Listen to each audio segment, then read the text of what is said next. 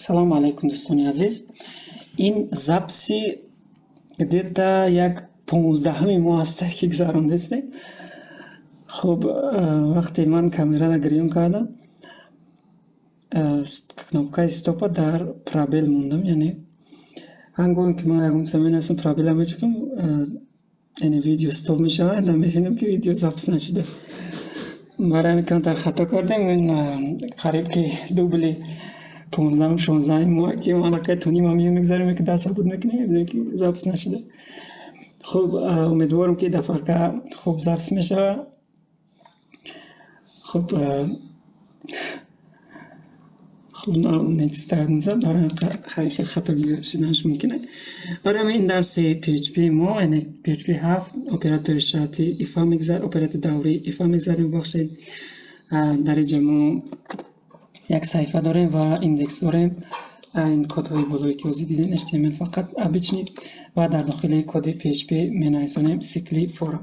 cicli for кӯтоҳ мегӯм ки чие, барои ҳисоб кардани дар сомона ягон чиз, яъне мо постоянно дар кори шакли ягон чиз мо ҳисоб кунем, яъне ки мавзӯи муҳим аст ва дар тақрибан дар тамоми забони барномасозӣ ин чиз вуҷуд дорад.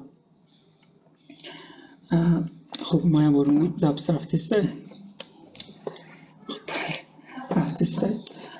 Анакнун нишон метем форма, яъне ки форма нависонем.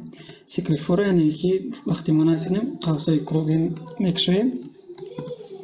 дар дохили қавсҳои круги ягон шарт мегзорем ва дар дохили қавсҳои фигуравӣ ягон амалиёта анҷом медиҳем. дар як чиза хуб ба ёд гирем ки масалан нигаҳ кунед, агар инҷа 10 бор боша, мисол 10 бор боша, якум бор коди PHP мо аз боло хонда меояд, фора мебина, якум бор иҷро мекуна, он амале ки дар дохили аст иҷрош мекуна. яъне ки 10 бор агар боша, яъне ки як бор иҷрош кард, меброя поёнда агар код боша иҷро намекуна бачо, боз обратни бо аз фор меояд, боз ҳамин дуюм бор иҷрош мекуна, боз мебинад, боз дуюм бор иҷрош кард, боз аз сари нав медояд, яъне боз аз сари нав бо 10 аст, яъне ки бо дуруст шудааст. яъне чанд боре ки дуруст шава, ҳамин чанд боре ки мо фармон додаем дар ҳамин дохил, яъне мо анҷом додан рафтан мегирад то замоне ки ҳаминҷа фолс шава, яъне ки нодуруст шава. дар ҳаминҷа ки фолс кишид, яъне фолс кишид, дар ин ҳолат бошад, яъне сикли мо кораш яъне ки тамом мешавад. баъд ман ин қисми поёни коди моро мехонам. ин чиза хуб дар ёд бигирем пеш аз фаҳмондани ин дарс. анакун дар инҷа мо чӣ хел условия мемонем? дар инҷа мо тағйирёбанда мемонем, шарт мемонем ва амали зиёдшавӣ мемонем. се амала дар дохили ҳамин қавсҳои нохунак мемонем. мегзарем аз якумаш. якумаш чӣ? ай мемонем, тағйирёбанда, яъне гуфтам ман тағйирёбандамона метиҳем 0. баробараш мо медонем ки яъне 0 метиҳем ва нуқтавиргул, яъне ки маҳкам кардана дар назар дорад. дар ҷои ай шумо дилхоҳ метонед монед. ин вобаста аз шумо аст. лубои барномасоз яъне ай мемонад. барои ҳамин қад типи қоидавӣ ки ай ҳест, барои ҳамин ман ҳам ай мемонам. шумо дилхоҳ чӣ метонед монед, аммо манам тавсиятон метонам ки ай монед. хуб, ай мемонед. ана акнун чӣ кор мекунем? дуюм шартмон. дуюм яъне ки шарта мемонем. якум тағйирёбанда гуфтам, дуюм шартмон, сеюм амали зиёдшавӣ. дуюм шарта мемонем. як пробел мемонем ё якчанд пробел мемонем, ин вобаста аз шумо аст. менависонем шартмона. шартмон чӣ? мегӯем ҳам тағйирёбандаи ай мо хурд агар боша, хурд боша ай чанд? мисол мегирем ай 10. ай 10 агар ҳаме хурд боша, боз далчи мерем. сеюм амалмон, яъне амали зиёдшавӣ маҳкам кардем, боз амали зиёдшавӣ монем. амали зиёдшавиро мебинем ки мегӯем ай мо, яъне плюс. яъне ҳар вақте ки мо анҷом медиҳем, яъне ки якта зиёд шавад. анакнун нигаҳ кунем. инҷа мемонем эчо. биен қавсҳои дунохунака мемонем, дар дохилаш ая мемонем ки ай чӣ ая меҷа худаш. ҳамин тағйирёбандаи ай чӣ гап мешава? дар тағйирёбандаи ай برای چی من قوسای دو ناخنکه موندم؟ برای که این تغییرابنده را به یادتون میارم که ما درس گذشته این تغییرابنده را میشناسیم، اما قوسای یک ناخنکه مونیم. در این حالت تغییرابنده را یک حرف باری میگیرم. اکنون یک ویرگل میمونیم که جدا شود. میبینیم خدا 0 1 2 3 یعنی که ویرگل های ما هر یک تاشو موندن گرفت. در اینجا چی گپ شد؟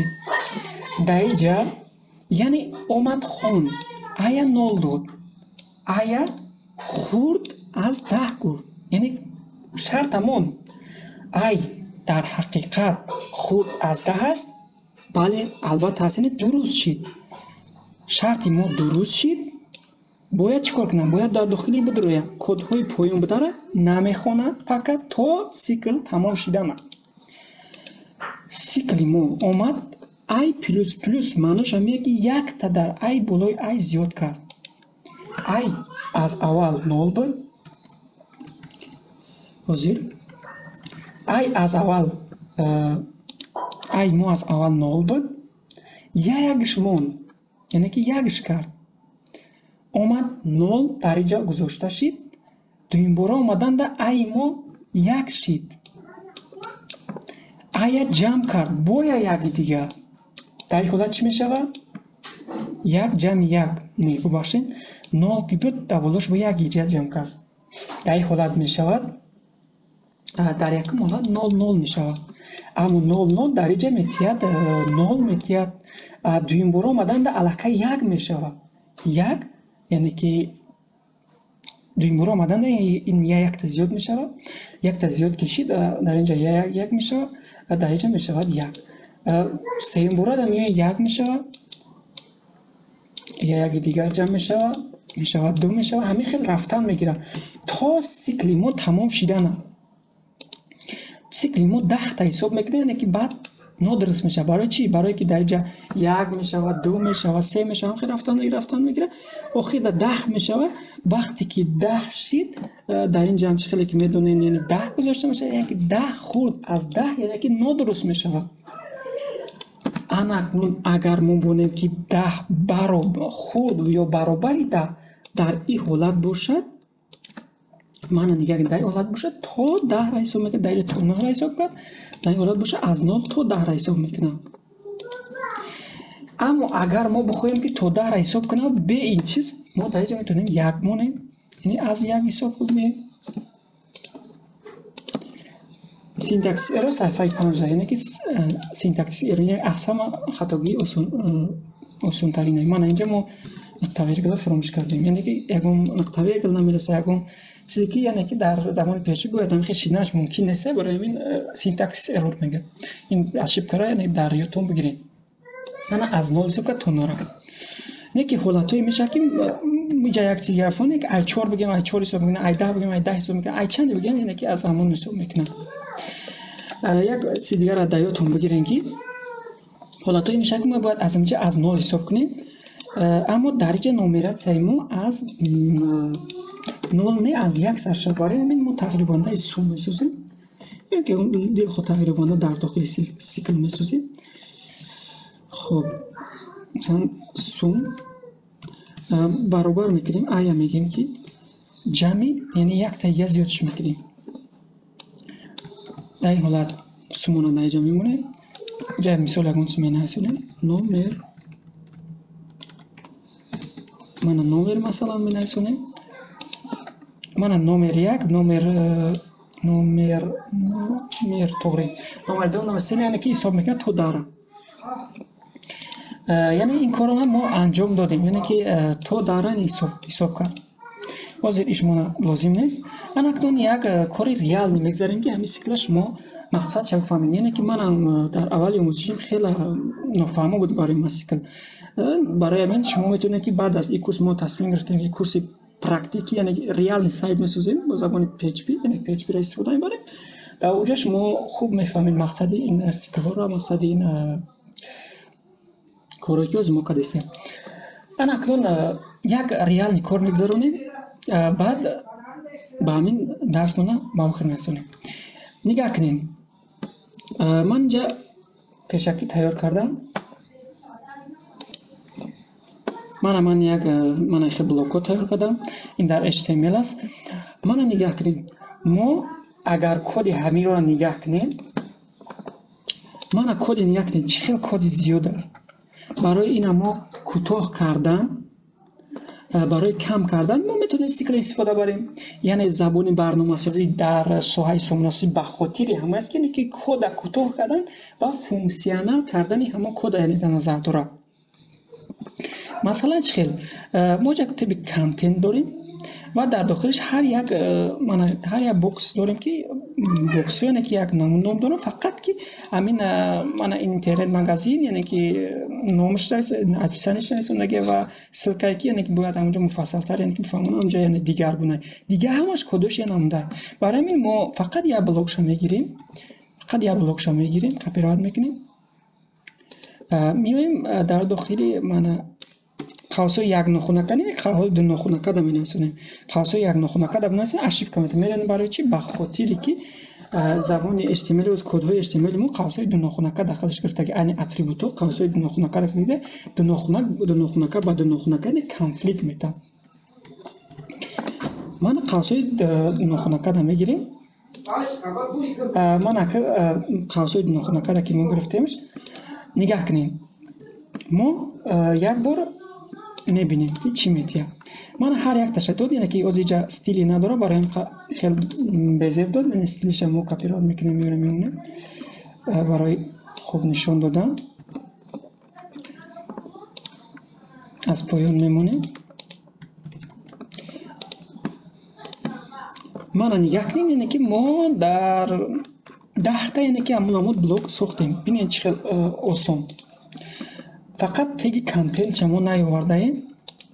تگ کانتنت یعنی که همش در داخل تگ دیوی کانتنت هم در همونجا آورده میگذاریم. اگر ما در درون سیکل کانتنت بگذاریم یعنی برابر همین کاری ما که کانتنت هم یعنی انجام دادن میگیره. برای همین ما کانتنت بیرون از سیکل مینویسیم یا که در اینجا میتونیم مینویسیم. کانتنت نپایان میتونیم من نگاه کنیم با کانتنت آخر دا محکم میکنیم، از پایان میتونیم جا محکم کنیم. یا که شما میتونید که من از پیش از سیکل پروستو اچو کنین، من اخی دو نخونکه کنین و کانتنت اجرا کنین. در این حالت کانتنت یک بار اجرا میشه برای که بیرون از سیکل است. اینجا میتونین که یعنی که انجام بدید. خوب انا که همین مدل کانتنت میگیریم برای یک چیز دیگر ازش میکنیم. ما 10 تا فرستیم یعنی که ما 6 تا در کره در اینجا میکنیم 6 یعنی میگیم که از 0 تا 6 حساب کن. در این حالت باشد من نگاه کنیم. این بیان کوتاه میکنیم. من ببین 6 تا یعنی که همون بلاک حساب کرد. اگر کد ها شما نظر کنید من چخل میبینم که یعنی کد زیادن. یعنی این برای ما من اینقدر کد شد اما ببینید که در چقدر کد زیاد است. اما که سوال دیگه برای شما پیدا میشه. اما در اینجا یعنی که هر یک ایج نام برای خودش عادل نپسند داره، هر یک پی برای خودش ادپسند داره. انا اکنون نگاه کنین هر یک تاش برای خودش نامی ادپسند نو داره. ما باشیم یعنی که همش اینترنت مگزین هستیم. در این حالت باید ما چیکار کنیم؟ در این حالت ما میتونیم که این زبسوی که ما داریم در باز دانش باید کنیم، از باز دانش بگیریم در اینجا یعنی که چرز ماسیف در اینجا داخلش کنیم. واسه ما ماسیف که نمیدونیم برای همین ماسیف درس دیگر میگذاریم. حاضر من سیکل کارش نشون دادم که یعنی که چیکار رو انجام میده. برای اینا رو عوض کردن باید ما ماسیف یاد بگیریم. درس ماسیف با ما اگر فراموش نکنیم همین موضوع رو باز اومده یک ویدیو میگذاریم. این داخلش هم یعنی که ازمینین میکنیم ماسیف قطعی نشون میدیم. هم با شما ماسیف یعنی که فهمو میشه که ماسیف چقدر کار میکنه. خوب با فکرم این درس به آخر میرسونیم چون که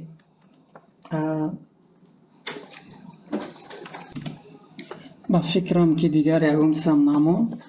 همه سه گفتم گذاشتیم تقریبا ویدیوی ما 15% کشید و در درس دیگر یعنی که ما باز دیگر نام سیکل را نشون میدیم. این درس با فکرم تمام شد. اگر یکم سوالی بود در گروپ در وایبر بنویسونین یا اینکه در سامانه های من میتونین که این داخلشین کد را از اونجا گیرین.